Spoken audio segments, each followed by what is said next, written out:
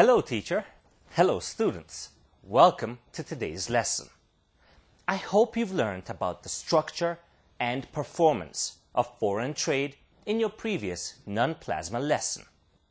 I also hope you've examined the performance and the relative share of commodities in Ethiopia's foreign trade activities. Today's lesson is on public versus private exports of Ethiopia.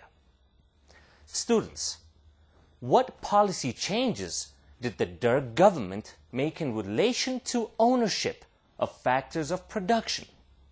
Discuss in groups.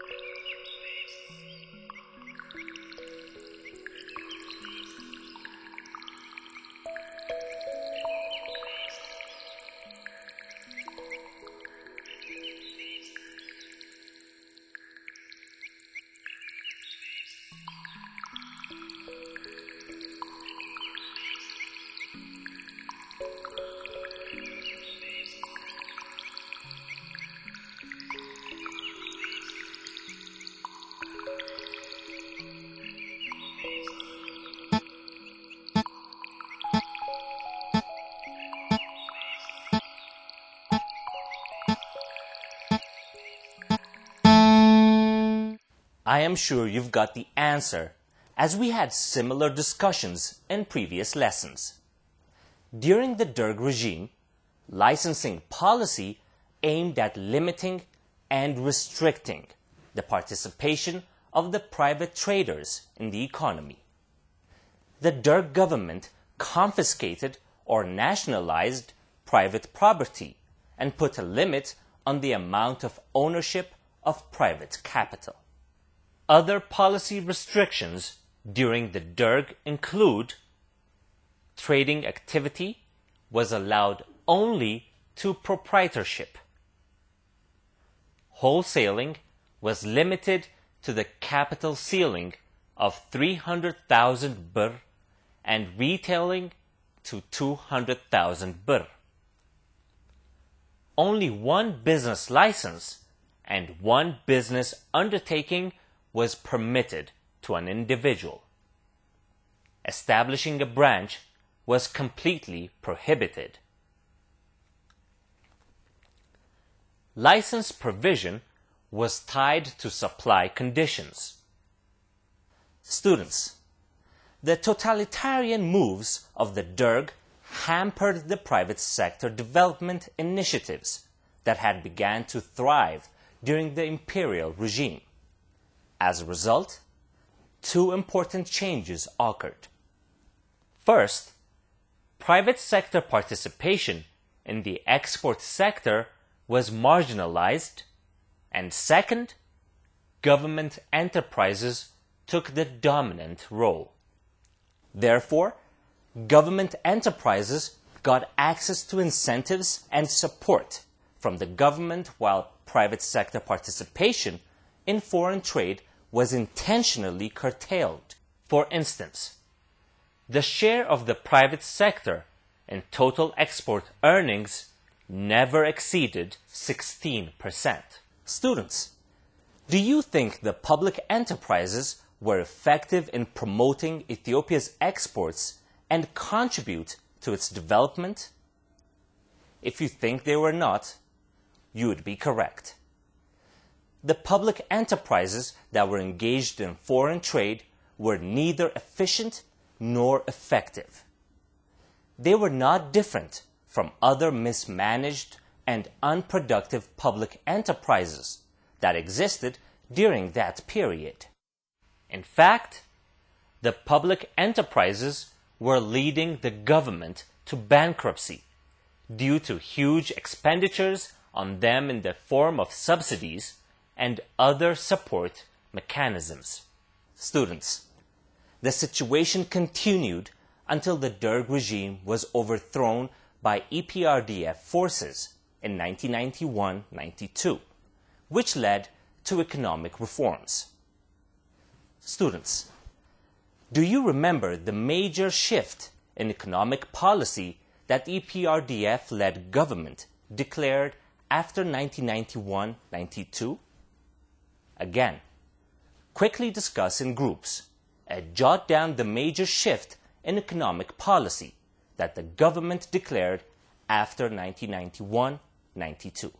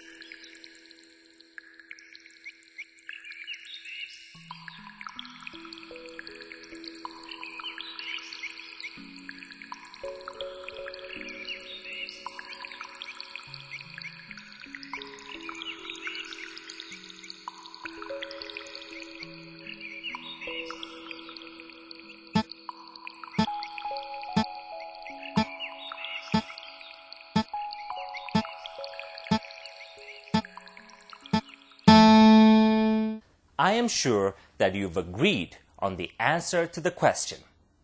Well, here is the answer. Check it with yours. The introduction of the economic reform program encouraged a market-oriented system through reducing the role of the state in the economy and encouraging private sector participation. So what do you think is the effect of such measures on private exports? Well, this should be easy for you to answer. Answer the question individually.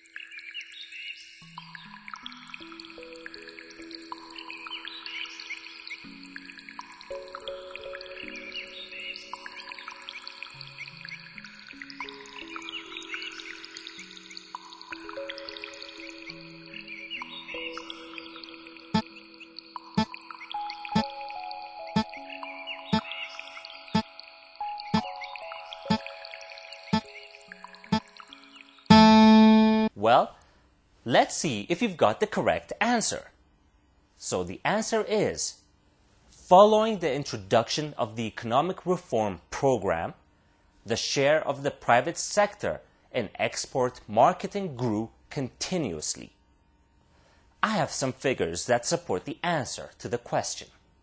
After the reform, the share of the private sector in export marketing increased from 16% in 1990-91 to 48.2% in 1994-95, and then to 63% in 1996-97.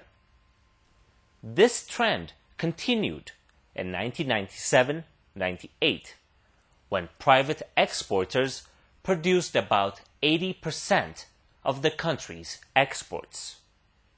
Now, I'm going to ask you yet another question. Are you ready? Good. Explain to your classmates sitting next to you the effect of the increase in private sector participation on trade volume and diversification.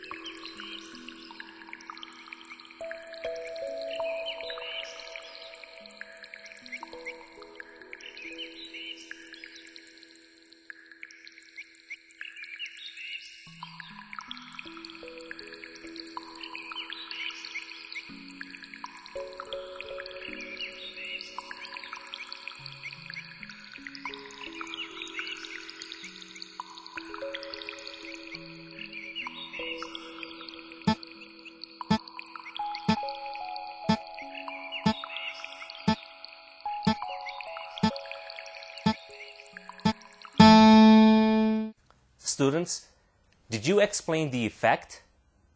Well, the possible answer is it did not have an effect on foreign trade in terms of volume and diversification. This means, first, the volume of export did not increase. Second, export products were not diversified. Students, export products were not diversified means that the varieties of products exported were limited in number. This leads to another question for you to answer. If private sector export products were not diversified, then which products dominate private sector exports and total exports? Before I give you the answer to this question, I want you to try and answer it first. This time, answer the question individually.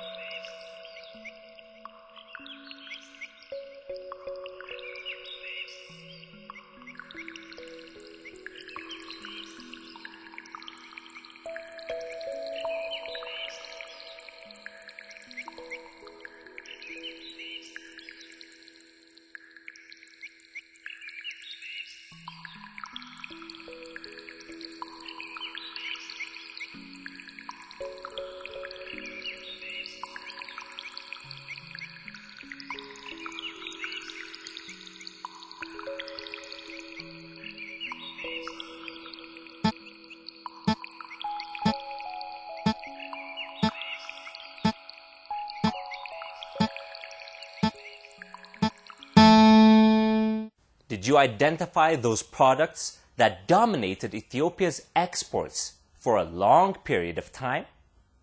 Here are the dominant export products. Just as in the case of overall export, the composition of private sector exports is dominated by coffee, oilseeds, and pulses. Coffee, oilseeds, and pulses altogether accounted for 85% of the private sector's annual export earnings. Students, do you know which of the dominant export product contributed most in the past decades to export earnings? For a long period of time, coffee alone was dominant in its volume of export, and therefore it contributed the most to export earnings. Coffee dominates the private sector's export earnings, accounting for 55% of the total revenue from exports. Students, we have converted the data in the table found in your textbook into a line graph to make it easier for you to understand. The data is on an annual foreign exchange earnings from merchandise export. Watch the graph carefully and listen to the observations. Are you ready? Good.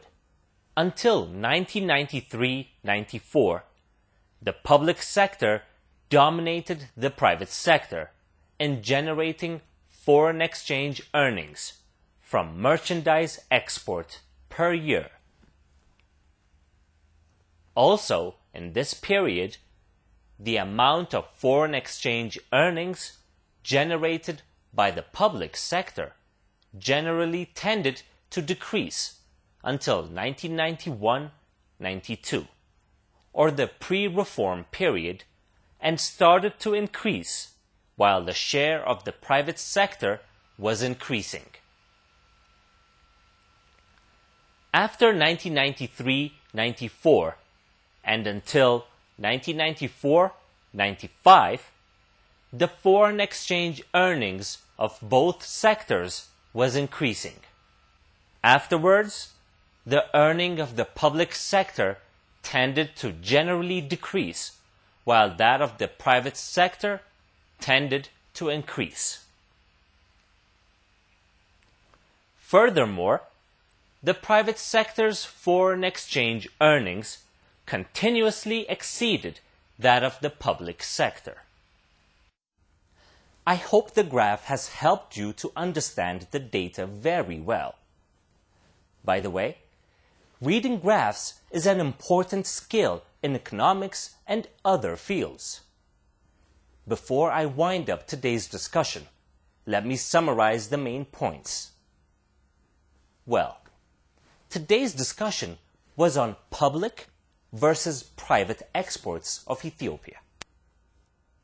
We noted that during the Derg regime, licensing policy was aimed at limiting and restricting the participation of the private traders in the economy. As a result, first, private sector participation in the export sector was marginalized. And second, government enterprises took the dominant role. However, the economic reform has paved the way to the subsequent increase in the participation of the private sector in foreign trade. Students, we also discussed that exports tend to be limited in terms of volume and diversity, even after private sector participation increased. We noted that the dominant exports of Ethiopia are coffee, oilseeds, and pulses. Finally, we observed that the private sector is dominating the public sector in terms of foreign exchange earnings. With this, we wind up today's discussion. In the next lesson, we will discuss imports. Until then, goodbye, teacher. Goodbye, students.